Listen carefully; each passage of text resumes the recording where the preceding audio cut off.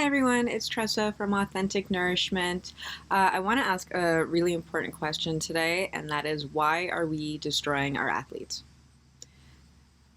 It sounds extreme, but I really don't think it is. And I actually want to start by reading you a story from, this is taken from Body, Mind, and Sport by John Douillard.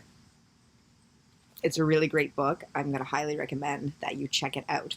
But this story is about Steve Bennett, and he's a Pan American Games world champion in karate. And this is what he had to say about his training.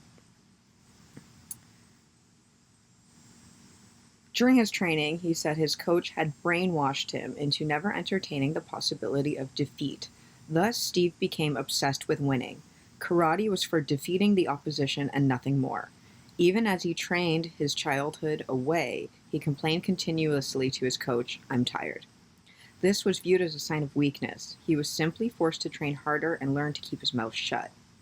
The pressure on him to win became so great that he would panic before competitions. He developed insomnia and severe anxiety, which later manifested itself as aggressive behavior with his family. Before a match, he would become uncontrollably nervous.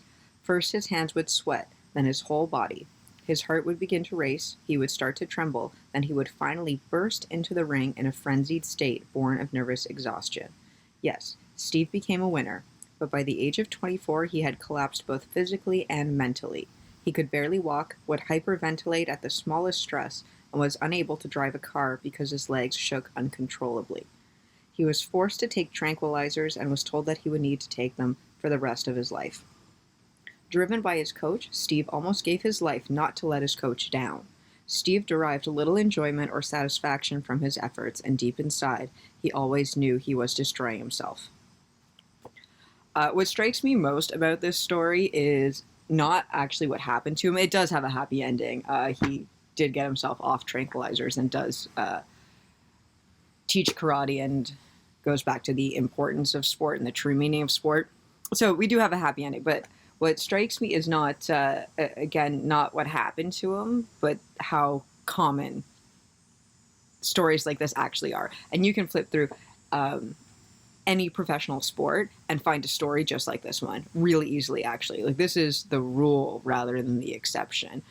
It strikes me because it's so similar to my own story, training as a competitive dancer, and I know it's true of a lot of other people who are currently training in a multitude of sports. This also, it really relates to the accepted destruction that we have of creative people. And Elizabeth Gilbert gives a great TED talk about the elusive creative genius that really references the cultural acceptance that we have of creative types who destroy themselves for what they do. Same with business people. The 80 to 100 hour work week is incredibly normal and applauded. You know, someone works 80 to 100 hour weeks and collapses, and we're like, you did a good job. It doesn't make any sense to me. This no pain, no gain mentality. It's something that I hear a lot, that second place is only the first loser. You can imagine how this messes with someone, especially when they're young and whether they're training and playing sports. That sort of mindset that you give for them, that expectation that winning is the only thing worth doing, it basically destroys you. And we're perpetuating this. I think this is really a problem of expectation, right? The expectation is that you have to be the best. To be the best, you have to win. And if you don't do those things, then you're not the best, and you have, by definition, failed. And here's where the problem is, that any sort of progress that you see in training doesn't even matter, because you haven't won. So you have failed, even if you're better than you were a little bit prior to that. I think we need to go back to enjoying the process of training and really kind of celebrating those micro wins that you get. Like, every little piece of improvement is a win, and that is progress. Second place is not a failure. Third place is not a failure.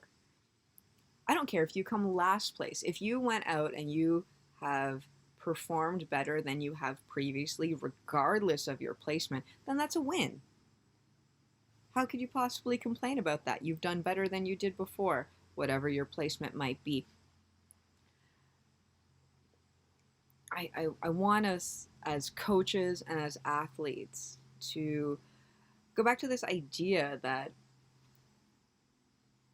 we can enjoy the process of training our bodies and experiencing what our bodies can give us, what they can do for us during the training, and how they can grow, rather than trying to beat them into submission to what we want them to do.